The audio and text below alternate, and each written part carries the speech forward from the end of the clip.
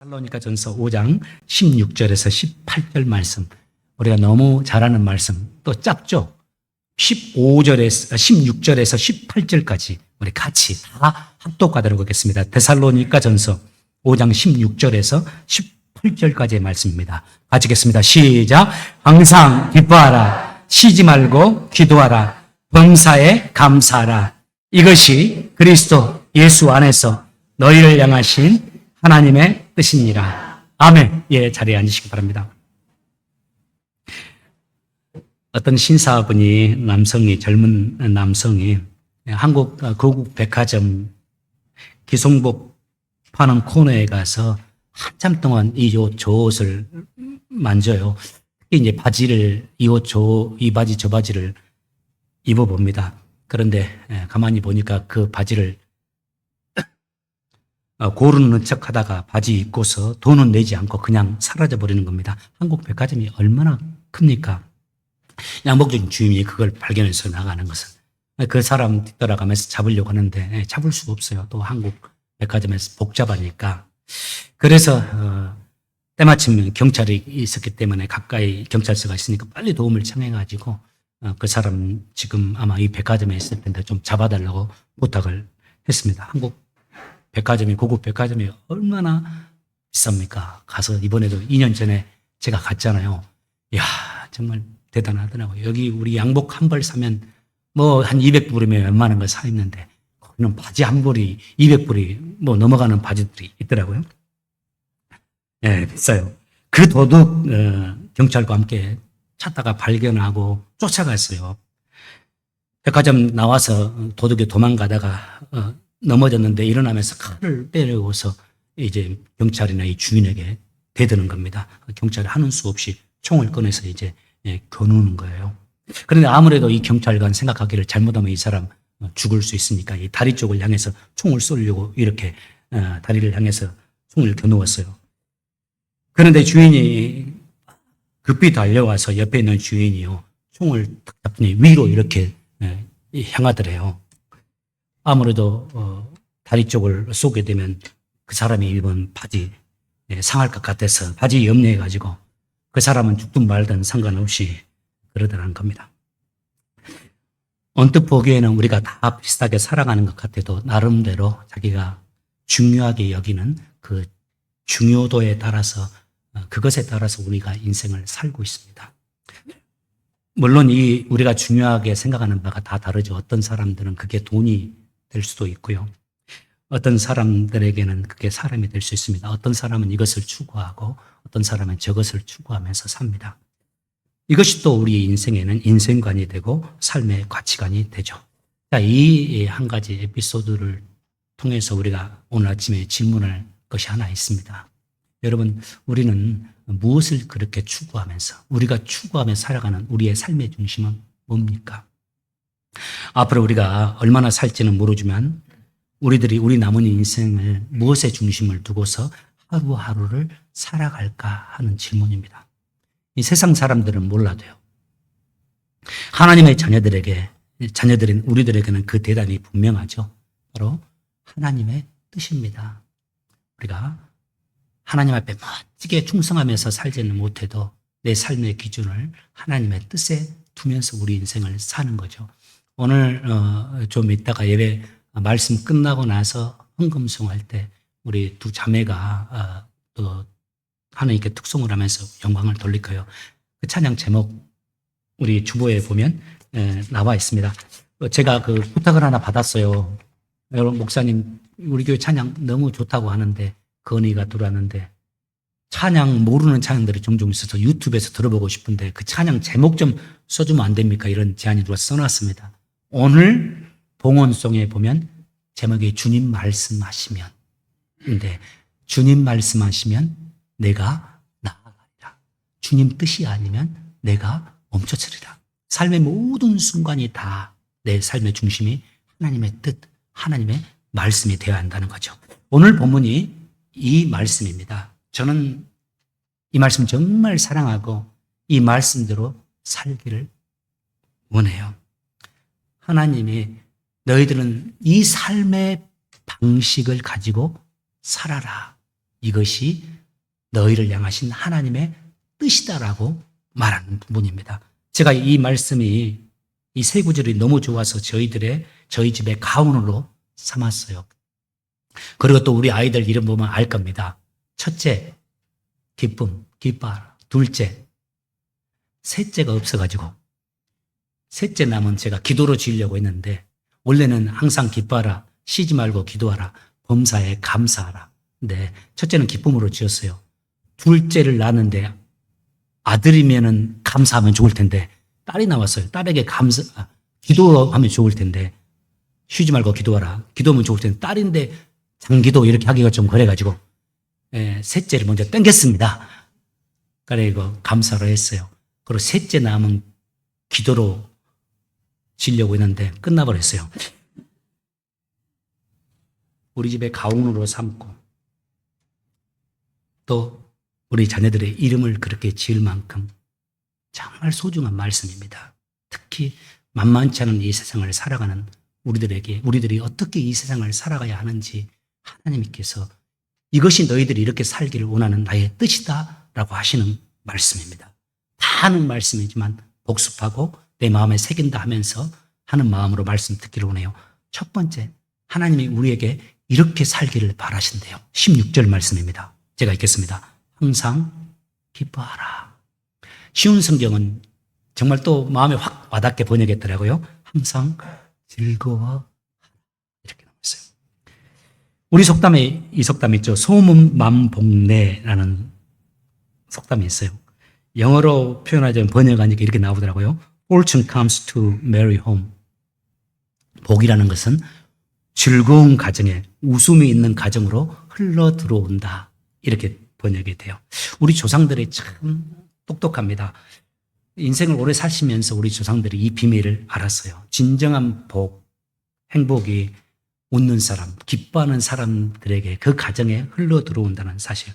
우리나라 프로 가운데 저는 어렸을 때 보았는데 우리 아이들은 잘 모를 텐데 여러분 아시죠? 웃으면 복이 와요. 한번 제가 앞에 할 테니까 여러분 해봐요. 웃으면 복이 와요. 모르는 분들이 많네. 웃으면 복이 와요 라는 TV 프로가 있었어요. 21년 동안 방영되었대요. 21년 방영되고 종영한 프로그램이에요. 복이 이 땅 여기저기에 돌아다니는데 슬퍼하고 한숨 짓는 사람들보다는 기뻐하고 즐거워하고 웃는 사람들에게 복이 찾아 들어간다는 이야기입니다.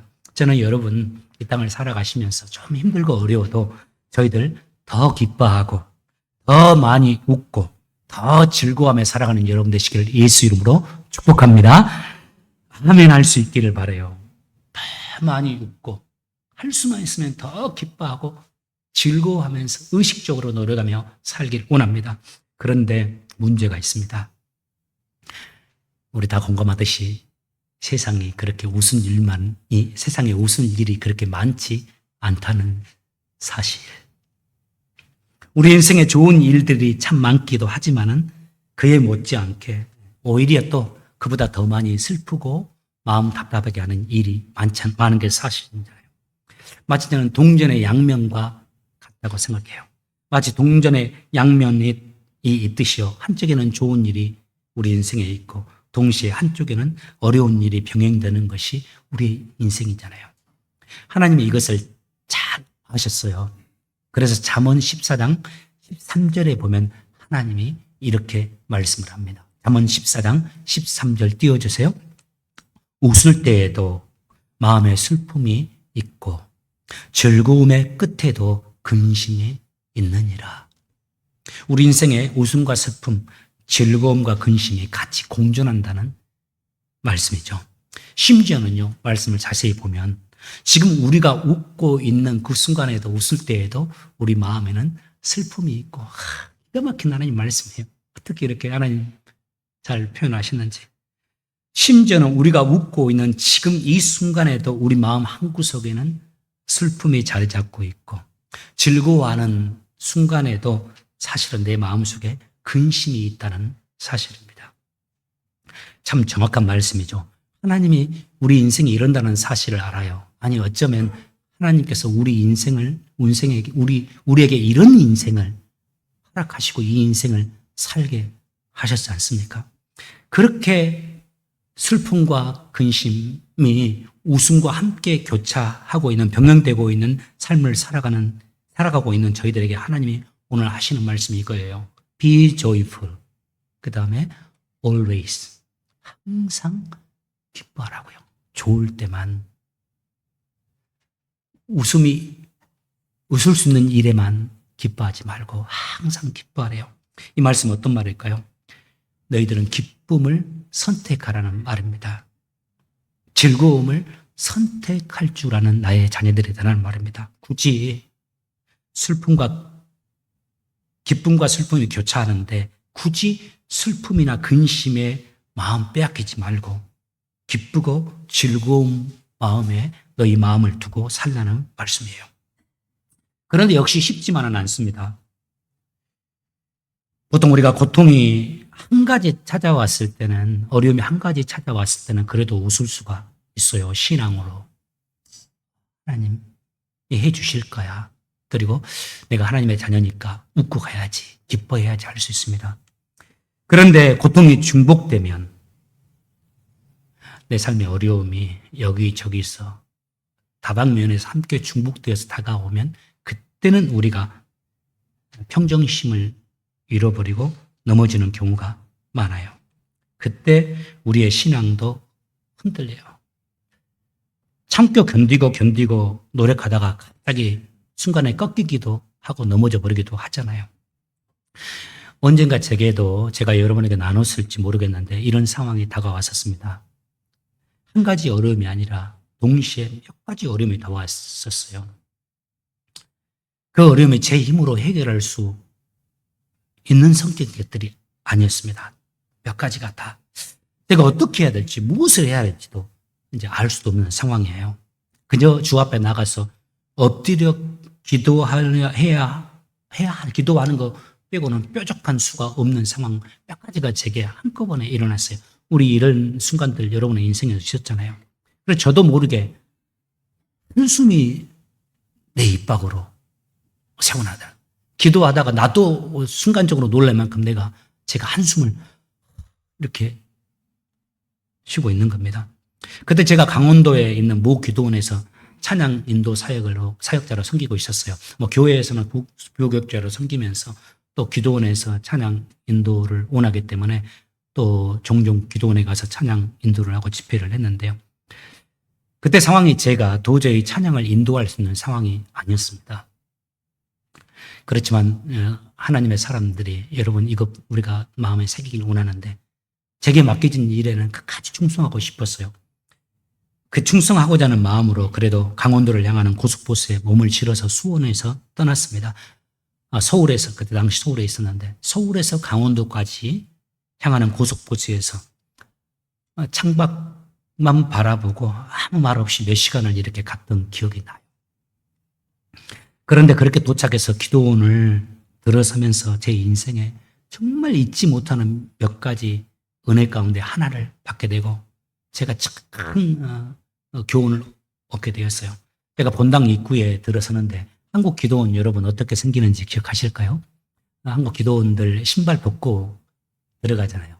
근데 신발 벗고 들어가기 전에 신발 이렇게 넣어놓는 신발장이 있습니다. 그래서 그런 거 있잖아요. 은혜 많이 받았는데 나올 때 보니까 내 신발장에 내 신발이었고 떨어진 신발이었어. 그러니까 그렇게 은혜 받았다가 나오면서 막 그렇게 나온다고 그러지 말자고 하고 옛날 어른들이 그렇게 말했는데 신발장에 딱 있어요. 내 신발장에 신발 넣으려고 벗어가지고 딱 넣었는데 그때 이제 악기팀이니까 악기를 싣고 오잖아요. 교회 본고차에 악기팀이 악기를 싣고 먼저 도착해가지고 연습을 하고 있더라고요. 제가 잘 아는 찬양이 연습이에요. 악기팀이니까 싱어팀이 아니니까 악기만 하는 건데도 그 가사를 내가 아는 가사니까 그 가사가 확 들리는데 내 마음에 드는데 여러분도 그런 기억이 있을 거예요. 제가 신발장 앞에서 주저앉았어요. 그리고 하나님 앞에 울었습니다. 그 찬양 가사가 여러분 아는 찬양이에요. 무화과 나무 잎이 마르고 포도 열매가 없으며 갈람나무 열매 그치고 논밭에 식물이 없어도 내 우리의 양떼가 없으며 나의 외양간에 송아지가 없어도 난 여호와로 즐거워하리. 난 여호와로 즐거워하리. 난 구원의 하나님을 인해 기뻐하리라. 제가 그 신발장 앞에서 이 찬양 들으면서 들어가지 못하고 한참 울었습니다. 그리고 제가 하나님 앞에 결단했어요. 약속했습니다. 하나님, 저는 평생 나 기뻐하며 살겠습니다. 내가 어떤 상황이 와도 하나님 기뻐하며 살길 원합니다. 결단하고 약속했어요. 그 이후로도 또 지금도 힘들 때는 그 상황 기억납니다. 저절로 떠오르는 것 같아요. 하나님 앞에 다짐한 거 기뻐하리라. 살면서 좋은 일만 있는 거 아니잖아요. 힘들 때도 있잖아요. 기뻐하기 위해서 노력합니다. 때론 내 마음이 기뻐하려고 해도 잘 안 될 때가 있어요. 우리 마음은 우리가 어떻게 못하잖아요. 내가 성령님을 의지하면서 성령님 내 마음 주장해 주세요. 내가 기뻐할 수 있도록 도와주세요 하면서 나갑니다. 우리를 향하신 하나님의 뜻, 하나님이 너희들 이렇게 살아라 하시면서 하시는 첫 번째 뜻이 이겁니다. 너희들 항상 기뻐하면서 살라고요. 두 번째 우리를 향하신 하나님의 뜻입니다. 17절 같이 읽도록 하겠습니다. 시작. 쉬지 말고 기도하라. 쉬운 성경에서는 쉬지 말고 기도하십시오. 늘 매사에 기도 속에서 항상 깨어서 살아가라고요. 우리가 기도의 중요성은 더 이상 말할 필요가 없을 거예요. 교회에서 가장 많이 듣는 게 기도잖아요. 영적으로 보면 하나님의 말씀은 내 영혼의 양식이고 기도는 내 영혼의 호흡이라는 말 우리가 많이 들었을 겁니다. 그래서 호흡이 중단되면 생명이 중단되듯이 내게서 기도가 중단됐다면 우리의 호흡이 끊어진 것과 같다는 말씀이죠. 그래서 우리에게 주님께서 무엇보다 기도를 쉬지 말라고 말씀해요. 그런데 우리가 여기서 살짝 이해하기 힘든 부분 하나가 있습니다. 쉬지 말고 기도하라. 기도하라는 말씀은 좋은데 쉬지 말고 기도하라는 말씀입니다. 쉬지 않고 기도하려면 직장도 나가서 일해야 되는데 또 사회생활도 해야 되는데 잠도 자야 되는데 쉬지 않고 어떻게 24시간 기도합니까? 이거 불가능하다는 생각에 이 말씀 쉬지 말고라는 이 단어가 내게 참 좀 부담으로 와닿는 때가 있습니다. 근데 이 본문의 말씀 주님의 의도를 약간 잘 이해하지 못하는 것이죠. 이 쉬지 말고 기도하라 했다. 이 쉬지 말고라는 단어가 문자적인 쉬지 말고를 의미하지 않습니다. 하루 24시간 문자 그대로 24시간 무릎 꿇고 기도하라는 말씀 아니에요. 여기서 쉬지 않고 말고라는 말은요. 하나님과 늘 연결된 상태에서의 우리의 삶을 말합니다. 기도가 나의 삶의 중심이 된 상태를 의미해요. 일상을 살아갈 때 일상 속에서 매사에 주님께 내 귀를 기울이면서 살아가는 거예요. 때로 주님의 도움이 필요할 때는 또 주님 앞에 간절히 나와서 기도하면서 주님의 도우심을 구하면서 삶을 살아가는 것. 또 매일의 삶 속에서 내 마음을 주님께 드리면서 매 순간을 살아가라는 말씀입니다. 좀 더 쉽게요, 여러분. 우리 아이들에게도 제일 중요한 게 쉽게 설교하는 거라고 하더라고요. 어른들도 마찬가지라고 제가 쉽게 해보겠습니다. 예를 들어볼게요. 여러분, 하루를 시작하면서 여러분 어떻게 시작합니까? 하루 시작하면서 일어나서 이를 닦거나 침대에 잠깐 앉아서 일어나면서 이렇게 기도할 수 있잖아요. 하나님, 오늘도 저와 동행해 주세요. 이거 기도입니다.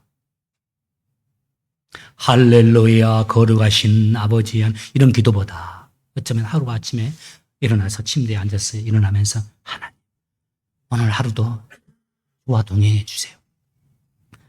직장생활하면서 회의를 앞두고 있잖아요. 그때 회의를 앞두고서 하나님, 내게 지혜 주세요. 회의 잘 이끌어갈 수 있도록.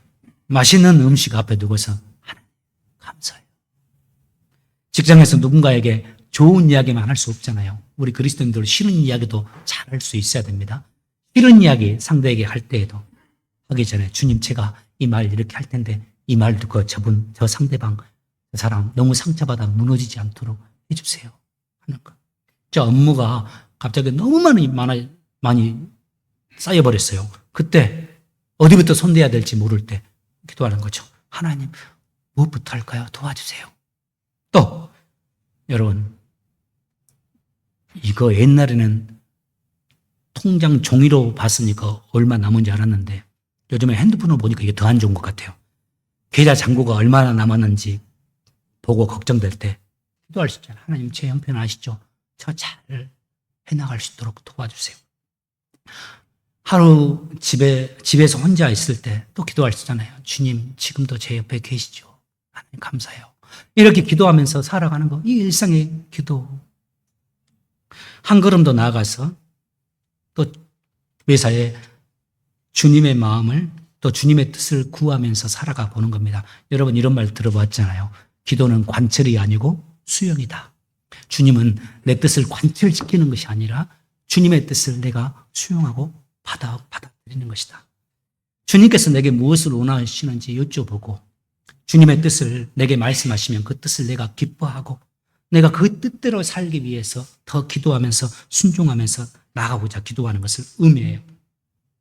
이렇게 살아가면 사실 모든 순간이 기도하는 순간이 됩니다.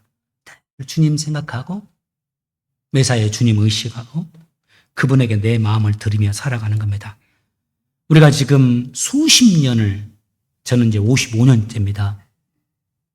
55년째 제 심장이 계속 뛰었잖아요. 호흡을 해왔잖아요. 지금 이 순간에도. 그런데 우리가 호흡해야지 이럽니까? 나도 모르게 무의식 중에 내가 호흡을 이렇게 내 심장을 하고 있습니다. 마찬가지입니다.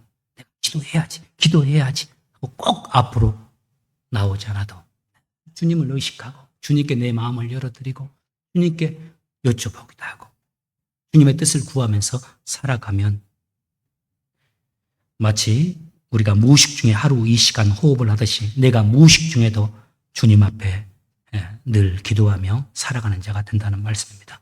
저는 여러분 힘들고 어려울 때 기도의 자리로 나오길 바랍니다. 그때는 좀 나올 필요도 있습니다. 낮에도 좀 나와서 기도하고 새벽에도 여러분 나와서 기도하기를 시간을 정해서 기도하고 작정해서도 기도하고 뿐만 아니라 일상에서도 기도하시기를 바라요. 세탁소에서 일할 때도 옷을 이렇게 빨잖아요. 주님, 내 옷이, 내 심령이 이렇게 깨끗하게 도와주세요. 다름이질하면서 하나님, 나를 이렇게 좀 깨끗하게 반듯하게 다뤄주세요. 이렇게 하면서 살아가는 거 얼마나 좋습니까?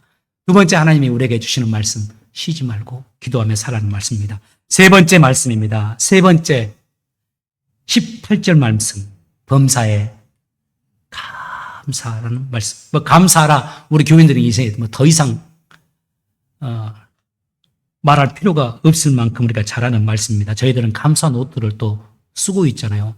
정교인이 감사 노트로 쓰고 있는 교회는 처음 봤다고 누가 그러시더라고요. 저는 계속 제가 우리 교회에서 목회하는 동안 이 감사 노트 쓰고자 해요. 지금 한국에 제가 이제 내년부터는 제가 감사 노트 우리에게 맞게끔 편집해가지고 신청해서 받아서 감사 노트를 활용하려고 해요. 거기에는 매 주말 한 장이 양면에 일주일이잖아요, 지금. 그런데 맨 위에다가 칸이 있는데 거기는 그 주간의 기도 제목들 5가지, 6가지 적을 수 있도록 그 칸도 넣고 또 약속도 넣고 이렇게 쓸 수 있는 것으로 한번 지금 편집을 해보고 있는데요. 저는 우리 모두가 다 그 무엇보다 감사하길 원해요. 그런데요, 잠깐 저를 봐보세요. 안타깝게도 범사에 감사하라 이 말씀이 범사에란 말씀이 또 역시 어려워요. 참 이 말에 동의하기 힘든 분들이 있잖아요. 목사님 어떻게 힘든 상황에서 이렇게 힘든데 감사할 수가 있습니까? 하고 반문하는 분들이 있습니다. 저는 개인적으로 제가 목사로서 이런 말을 하면 여러분 어떻게 생각할지 모르지만 정말 그 말씀하시는 분의 고개가 끄덕여지는 분들이 있습니다. 그 경우들이 있습니다. 목사는 무조건 감사하게 해야 되는데 그게 아니라 진짜 저분 감사가 힘들 거야. 저분에게 무슨 더 감사라고 말할 수가 있어. 그래서 제가 감사하세요. 그 말 못합니다. 저는. 이런 분들요. 예컨대 교통사고로 남편을 잃어버렸어요.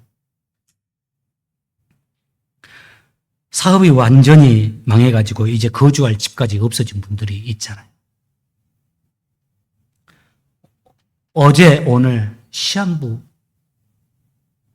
암 선고를 받았어요. 그 더 이상 또 생각하고 싶지도 않는 자녀를 잃은 부모들도 있잖아요.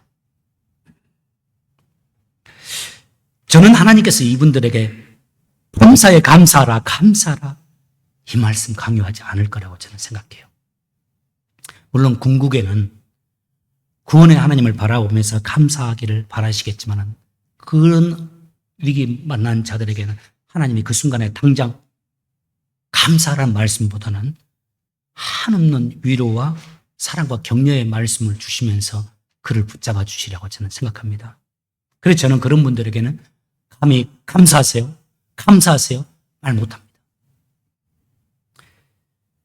그런데 여러분, 그런 종류의 어려움이 아니라면 우리 모두 그럼에도 불구하고 감사하며 살라는 이 말씀을 받을 수 있는 우리가 되길 바랍니다. 우리의 삶이 결코 만만치는 않고 삶의 무게가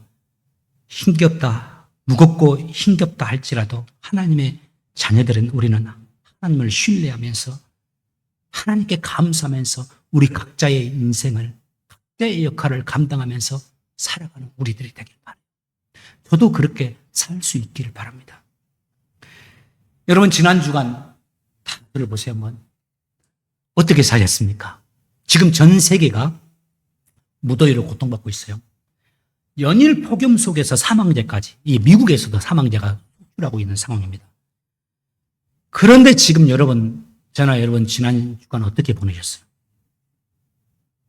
에어컨 밑에서 보냈잖아요. 그것도 하루 24시간. 밖을 나갈 때도 자동차에 에어컨 탁 틀어놓고 하루 24시간 에어컨을 틀 수 있는 나라가 0.5%래요, 전 세계에서. 우리가 그렇게 살고 있어요. 그 중에 한국도 포함이 되더라고요. 근데 한국 가보시면 알 거예요. 백화점 들어가도 온도 제한이 있습니다. 몇 도 이상은 틀지 말라고 그래요. 에너지 전략 때문에. 근데 여러분, 저희는 온도 제한도 없네요. 저는 저희 집에서 좀 추워요. 자기들은 덥다고 틀어놓는데 나는 추워. 여러분, 우리가 그렇게 살고 있습니다. 오늘날 가장 많은 성인병 중에 하나, 당뇨병. 요즘엔 성인병도 아니더라고요. 이제는 30대, 20대, 10대까지 이 성인병에 걸렸어요. 무슨 병? 당뇨병. 10년 전에는 10명 중에 1명이었는데 지금 6명 중에 1명입니다. 대한민국이. 그리고 아마 몇 년만 지나면 5명 중에 1명으로 떨어질 거라고, 더 많아질 거라고 말을 해요. 아이들까지요. 여러분, 모든 사람이 그 원인은 아닙니다만 당뇨병의 주요 원인이 뭡니까? 결핍 때문에 생병이 아닙니다. 너무 잘 먹고 생긴 병이에요. 너무 풍족해서 이거 다 생겼어요. 우리가 지금 애쓰고 저도 매일 밤마다 뛰는 이유가 뭐예요? 성인병의 주범인 이 복부 비만 좀 안 걸리려고 뛰잖아요. 옛날에 복부 비만이 어디 있어요? 이거 잘 먹어서 생긴 거 아니에요? 우리가 이런 시대에 삽니다. 또 더 말해볼게요. 가정마다 자동차 3대입니다. 2대입니다. 한 대만 있는 분 한번 손 한번 들어보세요. 할렐루야. 예, 2분이 사시니까 2대, 3대, 저희 집도 3대입니다.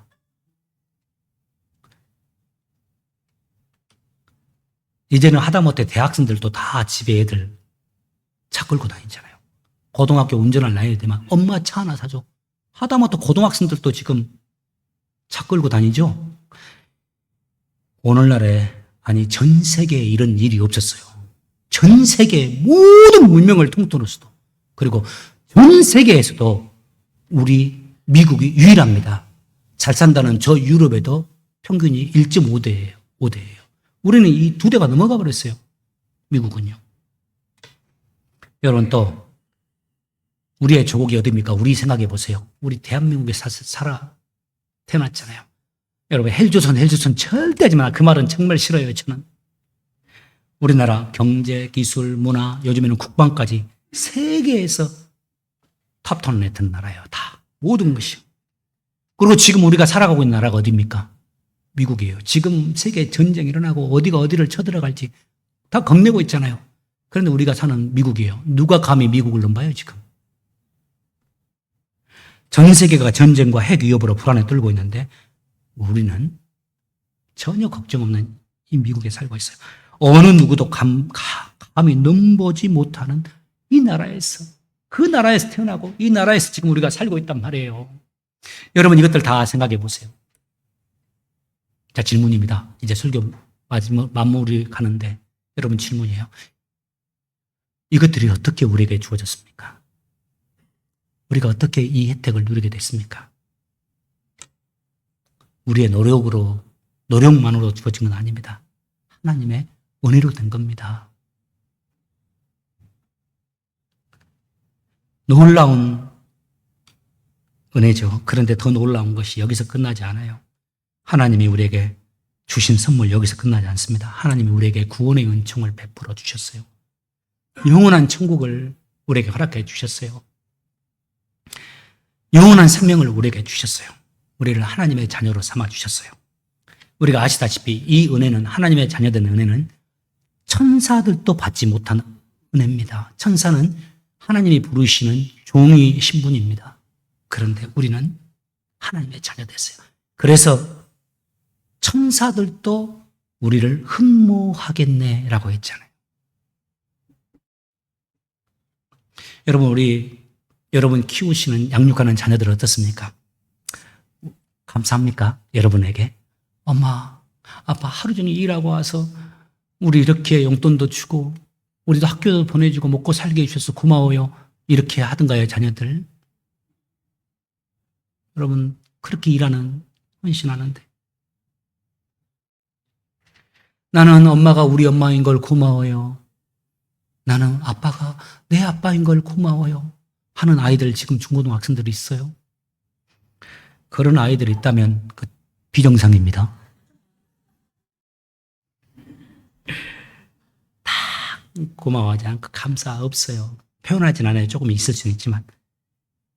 왜냐하면 여러분, 그런 반응에 너무 시험 들지 마세요. 어리니까, 아직 미숙하니까 그래요. 근데 여러분 아시잖아요. 결혼하고 나이 들고 가정 가져보고 자녀 키워보면 다 달라집니다.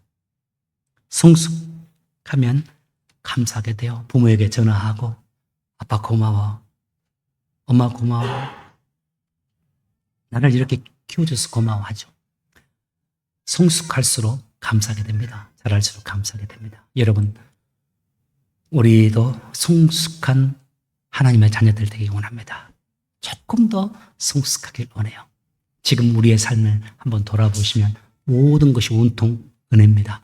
여러분, 하나님 은혜에 감사하면서 좀 무덥더라도 감사하고, 하나님께도 감사하고, 옆 사람에게도 감사하고. 여러분, 우리 남편들 얼마나 열심히 일합니까? 우리 남편들에게도 고마워, 감사해. 일 끝나고 들어오면. 또 아내들 미국에서 맞벌이 많이 하는데, 내가 능력 있으면 당신 직장 안 나가도 되는데, 여보 고마워, 감사해. 하나님께도 감사하고, 우리 아내와 남편에게도 감사하고, 또 미국에서 이민자의 자녀로 살아가는 우리 아이들, 우리가 알지 못하는 어려움도 많이 겪고 있을 거예요. 잘 견디고 살아가는, 잘 자라주는 우리 아이들에게도 안아주면서 고마워, 감사하면서 감사하는 인생 살아가는 여러분 되시기를 예수 이름으로 축복합니다. 기도하겠습니다. 하나님, 저희들을 향하신 주님의 뜻을 또 이 무더운 여름에 저희들이 새깁니다. 저희들 항상 기쁨에 살 수 있게 도와주십시오. 늘 기도하면서 하루하루를 살게 도와주십시오. 그리고 범사에 감사하며 살아내는 주님의 귀한 자녀들 되게 도와주옵소서. 예수님의 이름으로 기도합니다. 자, 이 시간에는